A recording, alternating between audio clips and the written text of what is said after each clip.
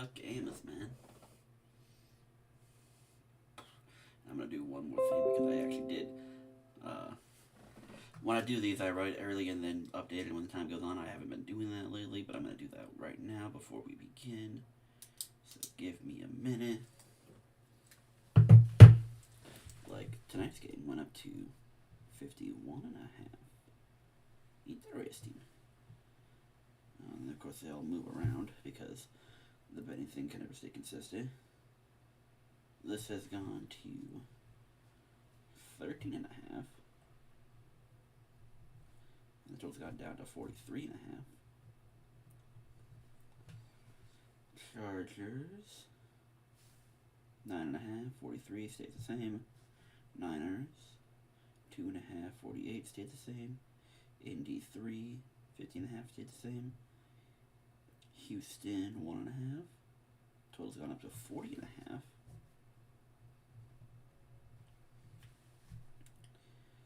Minnesota, Detroit 8.5, 48 stayed the same. New England 5.5. Oh, hold on, my fucking shit moved on me again. It even updates in the app. Crazy shit. 5.5. It's gone down to 44.5. 44.5. Oh, I didn't even write down the fantasy shit. Damn, I am chopped kebab. Indy, Chicago, 2.5. That's gone down to 50.5. Just doing the updates for update's sake. 14 and 43. 3 and 44. 1 and 52. 3. It's gone down to 3 and gone up to 47. And then Dallas has gone down to 2.5 and still 53. Okay, I like it. All updated. I'll pull up the YouTube now, see if anyone's saying hi.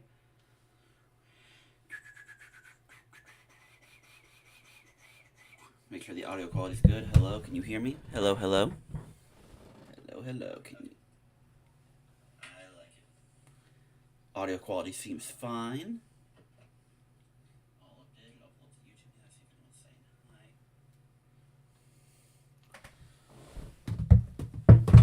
hi. I hit all the shit because I'm clumsy. This is the best this looks here. I'll even take the glasses off just so you can see. All in all, what more of a realistic Halloween costume looks like. All made off of purchases off Amazon. Yep. Bada bing, bada boom. Halloween 2025. And I have to do it today because I work tomorrow. I won't have enough time to actually do any of it. So while Andrew gets to be whatever creepy clown costume he always is every year, I stick to going on Amazon and buying shit I like for the funny. But with that live, I'll even post something in the group chat. My picks live stream now, if anyone wants to stop by. Again, I usually make these just for the sake of the video content and not the live stream format, but because I'm doing it now a few hours before the games actually kick off, why not? Why not? And so with that, we're going to start going live. We'll be live in 5, 4, 3, 2, and 1. Hello everybody, and welcome to week 9 of the 2025 NFL season and my prediction picks. I'm your host, the one, the only, the ultimate pro gamer, Cassidy Amber. And yeah, like I said, another costume where I'm pretty sure Cassidy doesn't give a fuck about sports, but you know what? It's my world, and very few people can mesh into all the things I like. But yes, for those who don't know, this is Cassidy Amber, or at least the best I could get off of Amazon. She had a little thingy on her, whatever. You saw the thumbnail. I put her in the thumbnail so you had an idea. Again, from Project Eden's Garden, voiced by the amazing Sabrina Twyla. Shout out Sabrina. Uh, and yeah, that's all. I'm a gamer. I game, and I'm in another. I guess you could call it a a fan made project. It's Danganronpa, baby. You know how we do it. But yes, that's the costume. She doesn't wear the glasses, but I'm blind as shit, so I like my glasses. And that's why I did Bailey last week, because Bailey does wear glasses. They're more circular, as you saw, but whatever. But yes, anywho, that is the explanation of the costume. Now let's talk football, shall we? And again, I did not write. Damn. Writing down shit does not work for me because I always forget. So let's go back and recap shit. Uh, so yeah, last week I went a solid. Wow, I am so unprepared. I didn't even write down the updated standings. I am shit at my job. What do you know? So yeah, let's. Yeah, wow. So much for being updated with anything. God.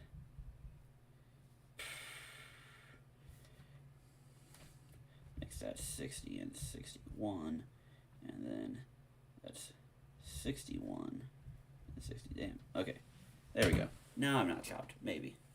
If I'm wrong about this, I will update it in the next stream because I'm already running out of schedule as is. 3 hours until kickoff. My beloved Ravens. Cassidy Amber's a Ravens fan. I said so. Anywho, last week, overall good performance. Not great, but you take it. We went 8-5 straight up, 6-7 against the spread, and a very crisp and clean 11-2 on the totals. We take it. We absolutely take it. So that brings us up to 76, 44, and 1 straight up, 60 and 61 against the spread, and those totals have been revived. We are now positive at 61 and 60 on those totals. Go us and go team. We're feeling great. And hopefully with this week, now that things have settled into place more, we can even have better performances. So with that, let's get into the Week 9 picks. Again, I just write them down. For those who don't know, I just write it down, and I make my live vibe feel as we go. We go off vibes, because that's how we do it. First off, the Thursday night game, my beloved Baltimore Ravens head into Miami to take on the Dolphins.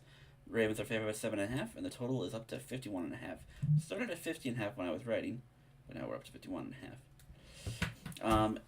And I look at this game, I gotta say, everyone should be healthy. Anyone that can be healthy is healthy. So Lamar should finally be back. There is no reason that Lamar can't be here. Lamar should be playing. He should be at 100% health, or like 95%, whatever you want to call it. There's no excuse. He should be playing. All the defense should be healthy. Everyone should be healthy. And so now that everyone's healthy, this should be a top 5 team. Realistically, I mean, defensive scheme weren't working when everyone was healthy. Start of the season, but again, who knows? But we got Miami, a team who should be ultra mega dog ass, but decided out of nowhere to show up against Atlanta. Or is that more Atlanta just laying a dud? I mean, not, and you can't even blame Kirk Cousins for that. Everyone laid a dud. Bijan Robinson laid a dud. I think Drake London was out of that game. Kyle Pitts, I guess, was relevant, but not explosive. But yeah, Atlanta, offense, defense, special teams, everyone laid a dud. No one was there. No one was giving anyone any help, and Miami just had a field day. Which is why I could say with more confidence that it was more of an Atlanta thing and not a Miami thing. Because, as we've known Atlanta this entire season, they're very inconsistent and will throw out duds all the time. They had that dud against Carolina. We still don't trust Carolina, really. Now they had a dud against Miami. I'm sure no one's trusting Miami. So, without thinking twice, and without whatever, I'm taking the Ravens to win this game. Ravens are in a code red. They know they know that they are a title contender team, or they know at least with Lamar's healthy, they have a chance to win it all. They could.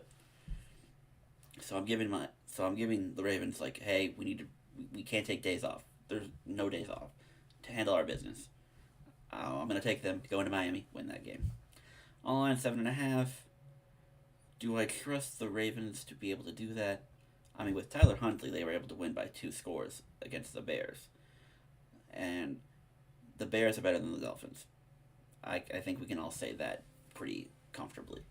So 7.5, high price to pay, especially on the road, but I'm going to take it. And this is more of a I trust the Ravens offense to, be efficient on every drive. Because, again, no bullshit hours here. Totals at 51.5. I still think there's some growing pains and some meshing again because, Lamar's been gone for a while. It's a Thursday night game. I don't know how much they want to score. Miami, could they score potentially on this defense who's been inconsistent? Maybe a score here or there, but I think the Ravens are in full business mode, no more screwing around. So I think they can hold Miami down. I can't imagine Baltimore wanted to score a lot of points. They just want to be efficient. So I'm going to take the under. I think 51.5 is a little too much for my taste. Granted, again, Thursday night game, we don't know what to expect. So yeah, Ravens to win. Ravens cover 7.5. We're going to go under 51.5. This is like another 30-10, maybe 33-13 kind of game. I think if the Ravens are for real, they should be efficient on offense, especially with Patrick Ricard back. So the run game should be effective. Regarding the clock, Miami not going to have much chance to do anything. Next game I have the Niners in New York taking on the Giants. San Fran's a 2.5 favorite, and the total's at 48.5. San Fran again. I'm gonna excuse the dud against Houston. Houston's got a good defense, and apparently in San Fran's defense, while good, is so banged up with injury. Everyone's beaten up. Houston was able to find some resemblance of a run game, and they ran the ball to the point that San Fran had barely any time to be on offense because of how well Houston was able to control the ball. Giants, on the other hand, the vibes are dead. No vibes. Everything's gone. Scadaboo snaps his ankle in half, and I think reports came out that his fibula got a little bit banged up and broken too. So yeah, all vibes are gone. Not to say that Tyrone Tracy's bad. We still like Tyrone Tracy. It's just the vibes aren't the same. So I can't imagine New York's going to have any motivation. Not that I don't think they were going to be competitive at all this year, but the vibes are low. So, yeah. Give me San Fran to win this game. I'm not going to think twice. I will say this game is the ultimate test for Christian McCaffrey's health. Everyone's been getting hurt besides Christian McCaffrey. Well, now go play a game at MetLife Stadium. If you can survive that, then the gods are really in your favor to survive and make it through the season. Yeah. Line of games at 2.5. You take it. Again, most spreads under 3. Always take. Games are not going to end by 2 or 1. Not a lot. Unless you're the Jets who decide to do the analytics thing and go for 2, down 14, and somehow get it. Whatever.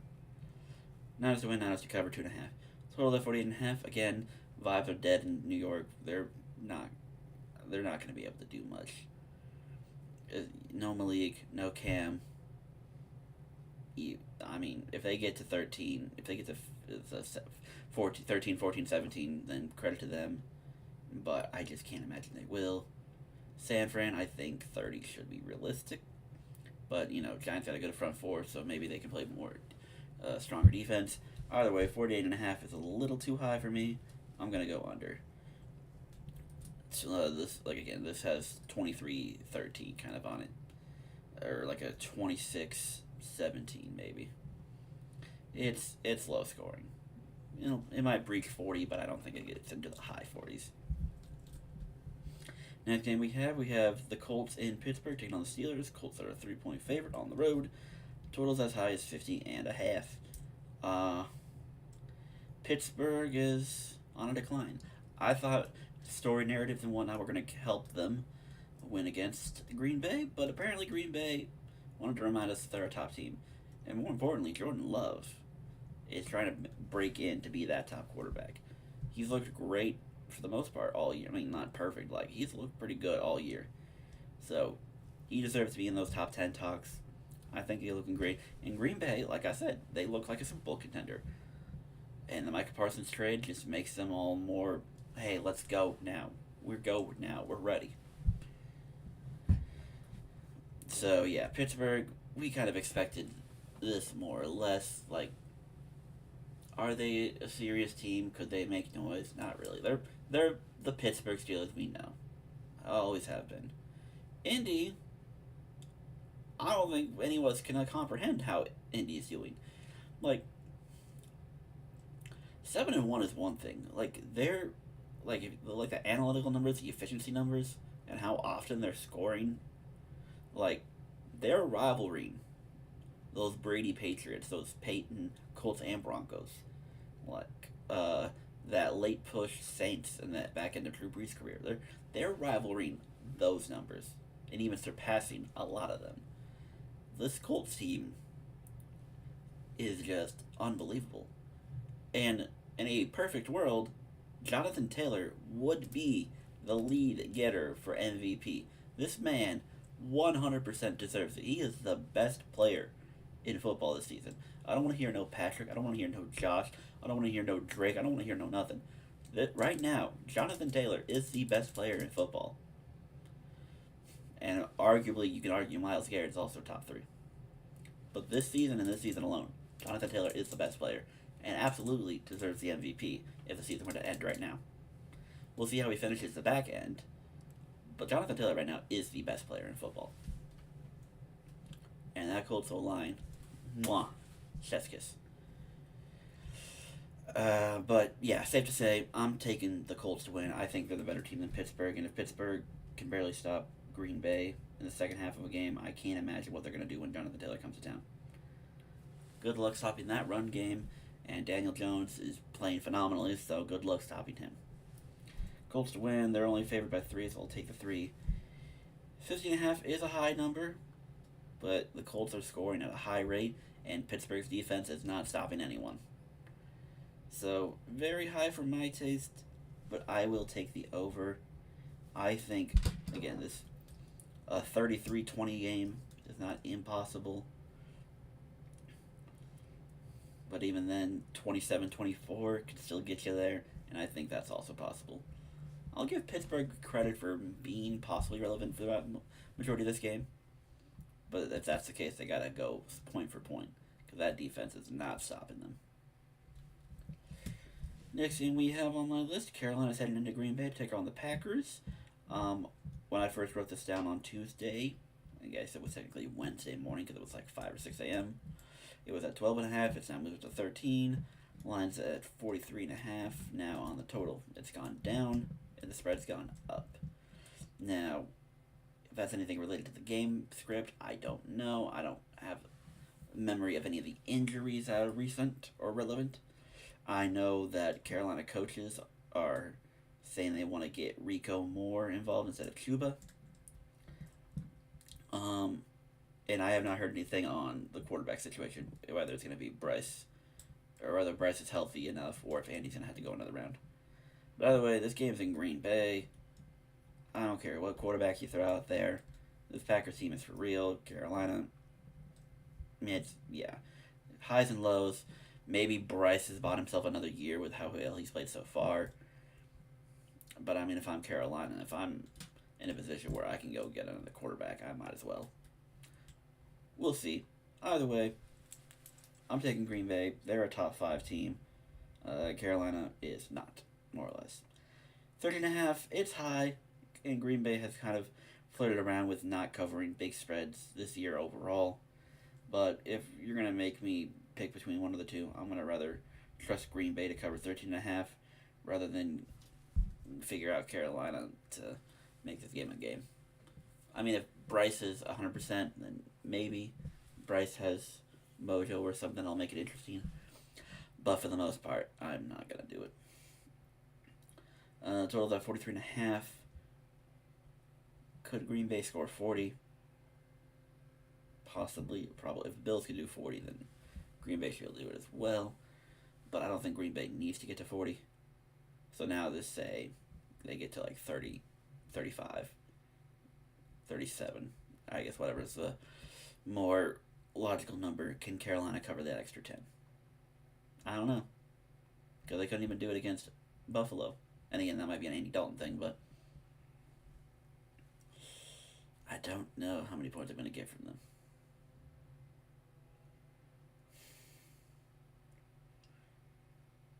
But I mean, if I have Green Bay covering this spread, I got to have them doing something. Not my favorite. I'm gonna take the over, mostly because there is a realm where Green Bay scores the 43 points needed to get there, and all Carolina needs is at least one touchdown in garbage time. This feels like a garbage time over. Whether it's Green Bay or Carolina, someone's gonna hit a last second touchdown. It'll take it over. That's how I was seeing this. Next one, we have Minnesota in Detroit taking on the Lions. Lions are 8.5-point favorites at home, and the total is a high 48.5. Now, I don't know if this is true. I don't know what the news report is recently, but it sounds like J.J. McCarthy should be a go for this game. That's what I'm hearing. That's what it sounds like. J.J. should be a good to go. And what does that mean? Not really a whole lot. Lions are a high-powered offense, well-oiled machine, and there's not much you could say here. Even in the sake of a division game for division's sake, Lions are better than the Vikings. There's nothing else you could really say. So give me the Lions outright. Again, I don't think it's going to be close. Spread at 8.5 does make it tricky. Because again, division games matter, obviously, so who knows. If JJ's healthy, are we going to see the JJ who did that comeback in week 1? Are we going to see the JJ that held the dud in week 2 against the Falcons? What are we going to see with J.J. McCarthy? Can he do enough? I'm going to say no. Even with all of Detroit's injuries, especially on the defensive side, they held Baker Mayfield in check when he was slinging touchdowns to Tez Johnson, Cameron Johnson, and Sterling Shepard, all he wanted. But he couldn't figure that out this week against the Lions, so I don't imagine J.J. McCarthy's going to do any better. Yeah, Justin Jefferson might, make a noise, but overall, I just don't think there's enough here to give Minnesota that benefit of the doubt. I'm not going to say it's impossible for them to do it, but I'm just not going to bet it. So give me the Lions, cover 8.5. Total game 48.5. I don't necessarily see a world where Detroit feels the need to score as many points. Again, this could be like another game like with Tampa. 20. If your defense is doing well, 24 points, 30 points is all you're really going to need. So if they can get to 30, can Minnesota get to 18, 19, 20? I just don't see it. I'm taking the under in this game. Under 48.5 is a little too much. Again, it's a division game, so it's going to be gritty. It's going to be intense. Emotions are going to be high. But I don't see a world where the Lions need to feel like they need to dominate and overpower Minnesota. Especially since they swept them last year when Minnesota was winning 14 games. Two or three Minnesota's losses was to Detroit. So Detroit's had Minnesota number anyway. And now with the worst team, yeah, good luck. So again, 27-10 kind of game, or even 30-13. It's legitimate. It's reasonable. So yeah, 48 is too much. Next game we have the Falcons in New England taking on the Patriots. Patriots are 5.5-point favorites, and the line, which started at 45.5, has gone down to 44.5. And of course, because this is me, Patriots and Falcons, eh? Hello, Chris Carter. Are you around? Are you alive? Blah, blah, blah, 23. Yeah.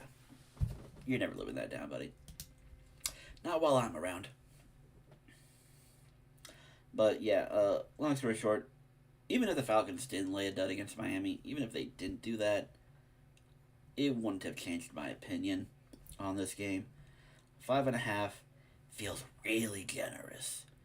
Really generous, especially since this team put up 30 on the Browns defense, who's been more often than not holding teams down. So 5.5 feels very generous. I would not be surprised if New England blew them out by 20 plus. I would not. I could very well see a world where that happens. So yeah, home game against the Falcons team, who, again, they just let Miami walk all over them. So even if you didn't like that before, seeing that should just make you want to pick it even more. New England winning this game, 5.5 feels very, very generous. and like very easy money. So you know what that means? Vegas is gonna fuck around and make Atlanta win this game somehow. I would not surprise me. But yeah, no. In a world that should make all the sense, New England should win this game 10, 15, 20 points. Quite simply, well, quite simply. So the game's at 44.5. I like New England's defense, and I haven't heard word if it's going to be Kirk or Michael Penix is ready to go again. I don't know. But either way, I'm not thinking twice with this at all.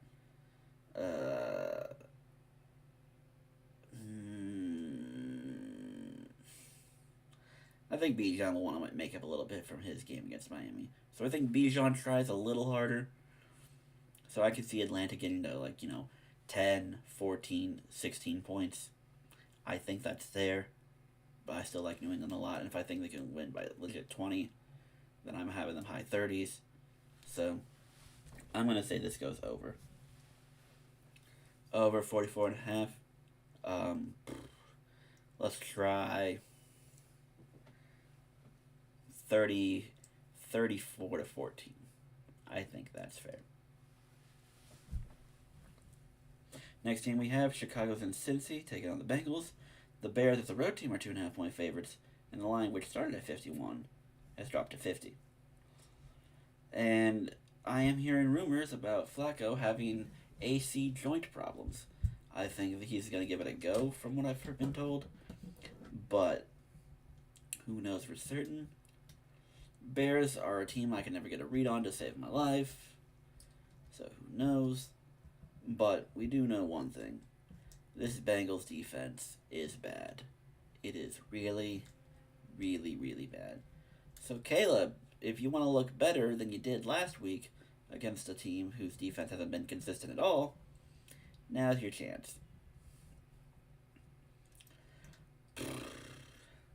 Although now I can't lie, as someone who laughs in the face of the rule of 4, I am noticing I am taking every favorite so far, and not only that, I'm taking them to cover all their spreads.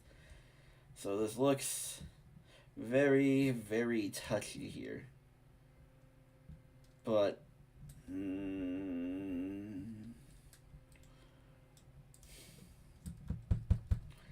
this is tricky. I'm not entirely sure what to feel here.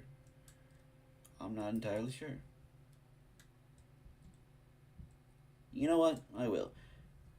He says he should be good with the AC joint. Just for you, my good friend Justin, because I'm looking down the rest of the list and I see maybe one other game that I'm considering taking. Just for you, my good friend Justin, I'm going to take the dog in this game. Since he is a dog, we're going to take the Bengals to win this game. I think Joe Flacco's AC joint sprain, or whatever it is, will not be a big enough deal. I think he'll be just fine. I've never trusted the Bears to begin with.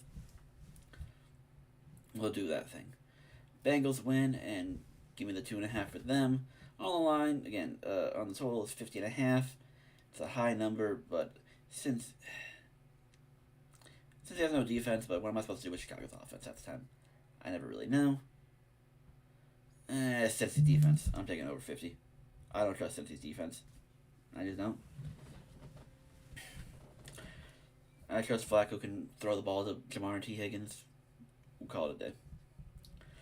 Next thing we have the Chargers in Tennessee taking on the Titans. Chargers are a crisp 9.5 point favorite with a total of 43.5. I don't really care. I think we can trust that the Chargers are not completely chargering it. A little bit of charging here and there, but not a complete charging. So, yeah, and Tennessee is just ultra mega bad. Top to bottom, everyone's bad. Hopefully, they find a good head coach and offensive coordinator for Cam Ward next year. But this year, it's going to be hell on earth. Sorry, Cam. Line at 9.5. I mean, if the Colts can win by 30, Chargers should be able to win by 10. I don't think that's a difficult ask for the Chargers. Figure it out, LA. You can win by 10 in this game. Total's at 43.5. What am I getting from Tennessee? What am I going to get? I don't know. And Chargers don't really put up high points that often, that consistently. Yeah, you got the 37 on Thursday night last week. But overall, they're not that, gaudy. So I'll go under This could be like a 30-3 game. 27-9 maybe. I don't think the Chargers feel the need to go too high. Next game we have Denver and Houston taking on the Texans. Texans are the 1.5-point favorites at home, and the total has gone from 39 now up to 40. Shout out Houston, good win, good ball control against a San Fran team who has been consistent but injured a lot, so hard to keep consistency, but they've been finding a way to do it. But now you get a Denver team who has been clicking on all cylinders. Granted, that Giants game, you're wondering what the hell's going on. Dallas, they're just top to bottom, just kicking their ass. Now they gotta go to Houston. It's more of, we know Bo Nix can be susceptible to dumb shit every once in a while. And Houston's got a really good defense. So this total being at 40 is an interesting total for sure. Oh boy, this is my only real split. Like as I'm looking at this, and I think to a lot of people, this is really the most interesting game of the week. I mean, I guess there is an obviously more interesting one, but it doesn't matter. But this game, you really could go either way here. And I think for me, I trust Denver more. I just do. So I'm going to take Denver to win this game. Houston got their one up on an injured San Fran team, so good for them. But I'm going to take Denver here to win this game. Plus 1.5. I'll take it. I'll run with it. And total of 40.5. It depends on what we're going to get from these defenses. And I think, if I remember correctly, Pat Surtain might have to miss time. So Houston might be able to find a little bit of life. And I think because of the Pat Surtain injury specifically, I will take the over here. I think it's a barely. This could very easily be like a 21-20 game. So this could be that 1-point game you worry about. But I'm going to take it because I think that injury does come into play. So yeah, Denver to win in Houston, covers the plus 1.5, and we'll go over 40.5.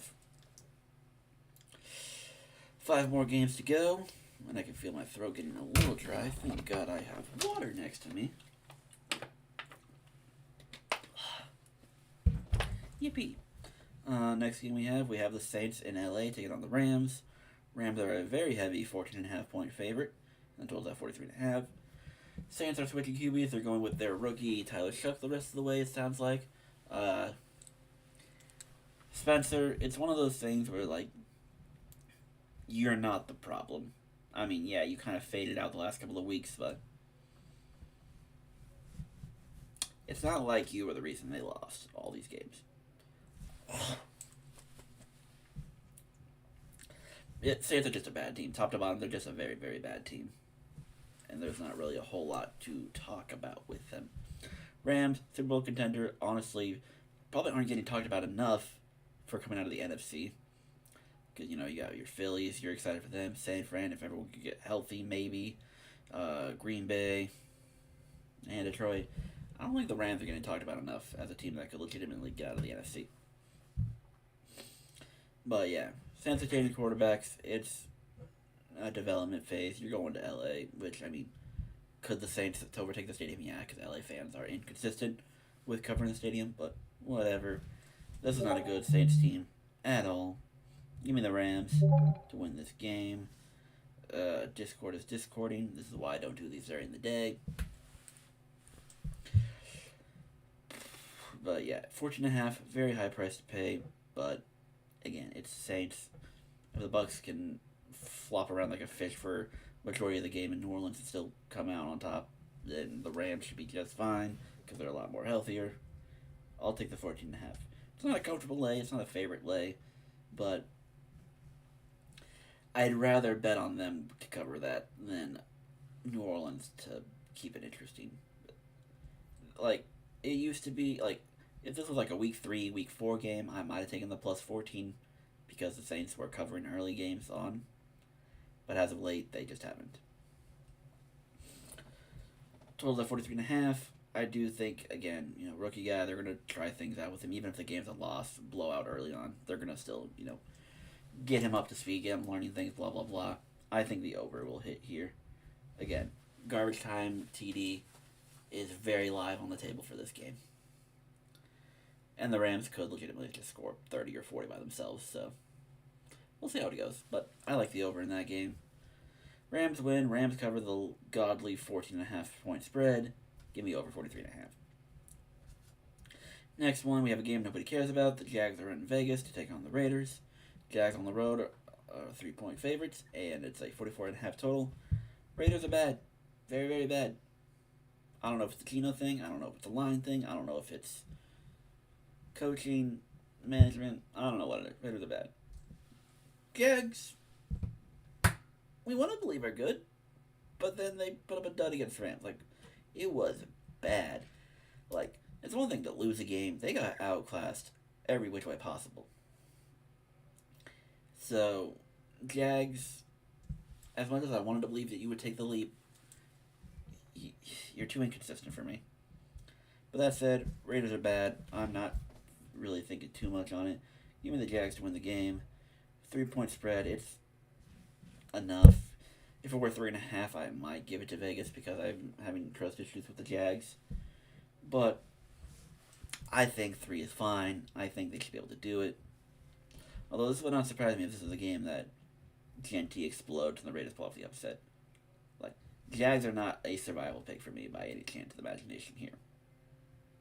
You're better off taking the Rams or somebody else. But, yeah, no. Taking the Jags because I trust them more than the Raiders, but of all the upsets that could potentially happen this week, legitimate upsets, the Raiders one would not shock me as much as, say, if, the Giants were to upset the Niners or the Vikings were to upset the Lions. There's worlds where those exist. There's a world where Vegas exists. Whatever. Next game, we have the CBS special. Kansas City's in Buffalo take on the Bills. The Chiefs as a road team are a 1.5 favorite, and because it's two high-powered offenses, totals at 52.5. Now, I made this point to the group chat of me, Isaac, River, and Amanda, but it's always funny that this is a CBS game. You'd think with these two high-powered teams, or high-powered and high-profile quarterbacks, this could, Sunday night, Monday night, hell, they've thrown Chiefs-Ravens on everything. They've thrown Chiefs-Ravens on Thursday, Chiefs-Ravens on Monday, Chiefs-Ravens on Sunday. They've done it. But the Bills-Chiefs hasn't been a Sunday or Monday game in years. It's always been a CBS game, always been a 425. I guess they had it on Sunday, back in 2020. But you get my point. This has been a CBS special for the last 3-4 years, and I bet you it's because Jim Nantz and Tony Romo are saying it to all the NFL executives specifically, hey, we want this game. And I could say a million other things about why they would want this game, but that's better left to personal conversations and not the YouTube platform. But let's just say their throats are warming up. Let's call it that. But that said, I don't even really care about the game or the semantics. I'm going to look you guys straight in the face. I feel like I definitely told you last year, and if not, I'm just going to say it again. When it comes to Chiefs-Bills, as we've always learned, Bills in the regular season, Chiefs in the postseason. It's been consistent for the last 3 or 4 years, and I see no reason to change this whatsoever. Always been that way. Always has been. Always will be. I don't care. It just happened. So, I don't even care what the line, what the spread is. I don't care what any of it is. Always been the case. So, give me Buffalo to win this game. Buffalo always wins the regular season game. Because if Buffalo is good at anything, Buffalo is good at being a good regular season team. Postseason team? And I know some of y'all are going to get at me because I'm a Ravens fan. Bills fans. We're in the same boat. We are the same team. The only reason you get to the AFC Championship game is because the Ravens, as an organization, self-implode against you.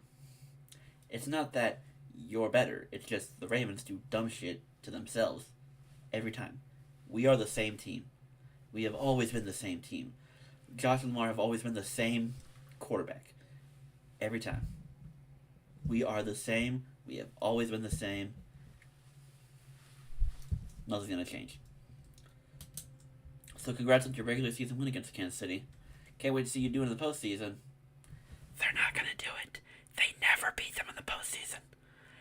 They've had so many opportunities. They're never going to do it.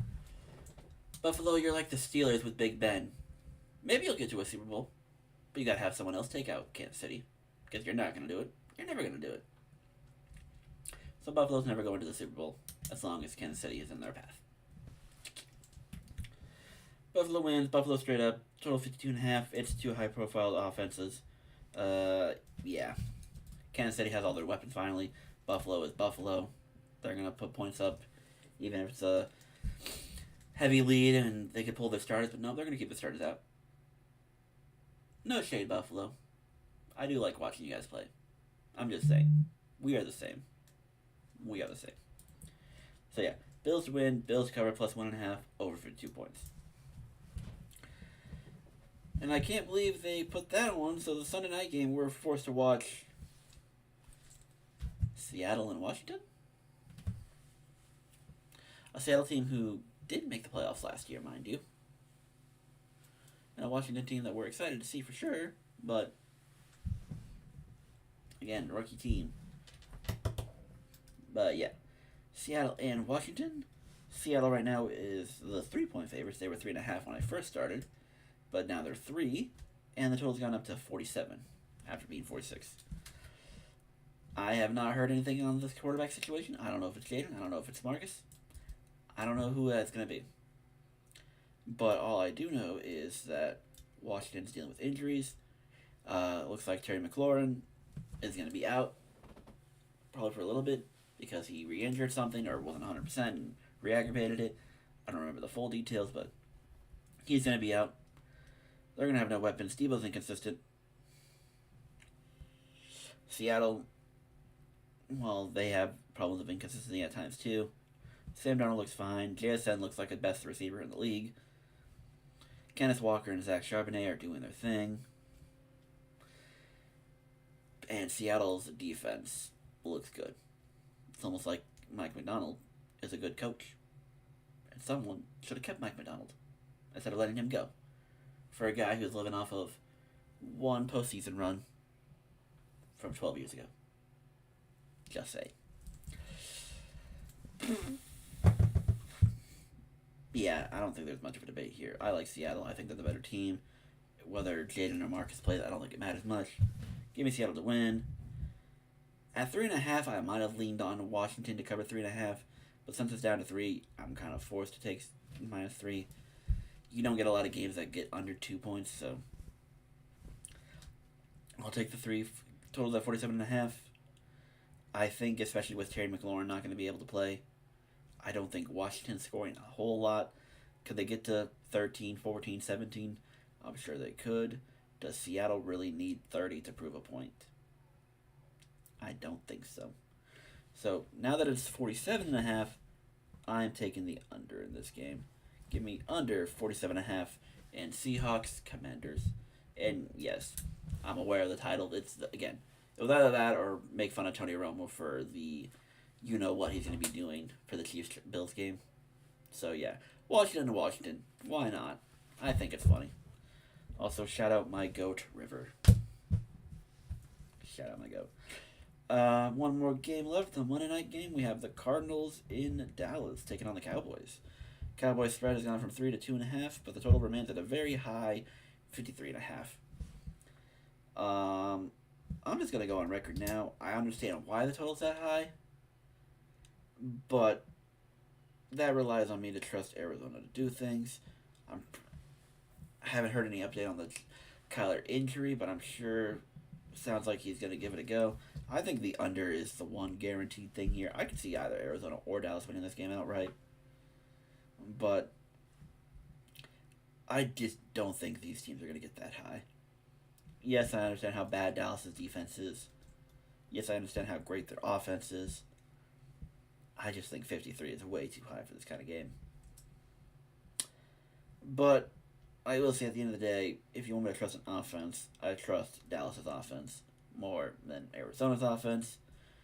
So that said, I'm going to take the Cowboys to win this game. And 3 was sketchy, but 2.5 I'll live with. Whether it's Jacoby or Kyler, up to y'all.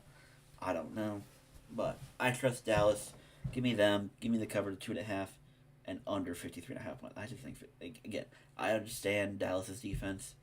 And I understand their offense. But 53 is high. That's very high. It is what it is.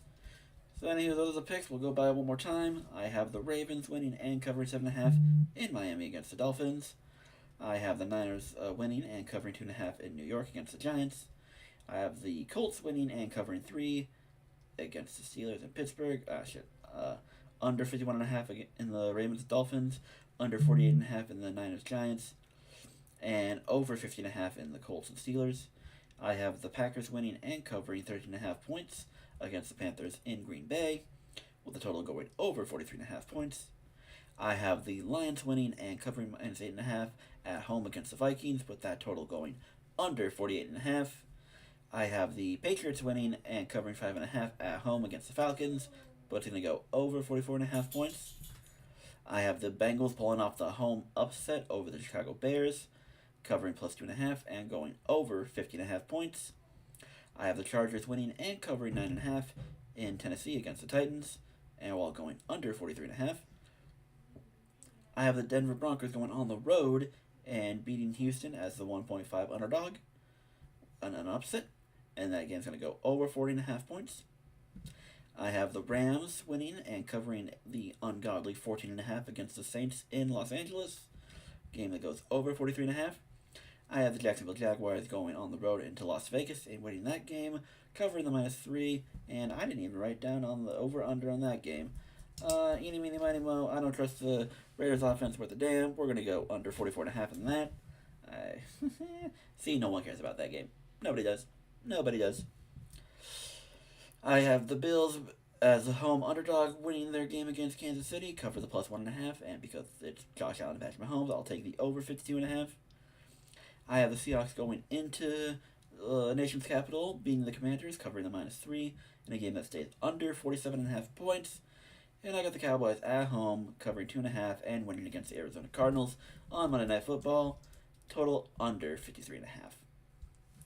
Those are my Week 9 picks. And fantasy, I didn't write that down in my notebook, but for the record, I won in both the Ante & Co. and the Professional Dynasty, but I lost in the LOA. Again, I'm convinced I'm just cursing the LOA because I'm off to another horrible start, and I'm probably not making the playoffs there. But with these other 2 leagues, it's very possible. Though that said, I had Scott, who was a main contributor in both, so now losing him breaks my heart a lot, because I also like watching him play. But now that he's gone, I'm very thin at my running back position. I was even thin with him playing. So, this hurts a lot. But it is what it is. And that said, that is going to be all for the Week 9 stream. Thank you all for tuning in. I hope you guys have a very happy Halloween. I gotta work tomorrow, so I don't get the chance to, so today is my Halloween. Wahahaha.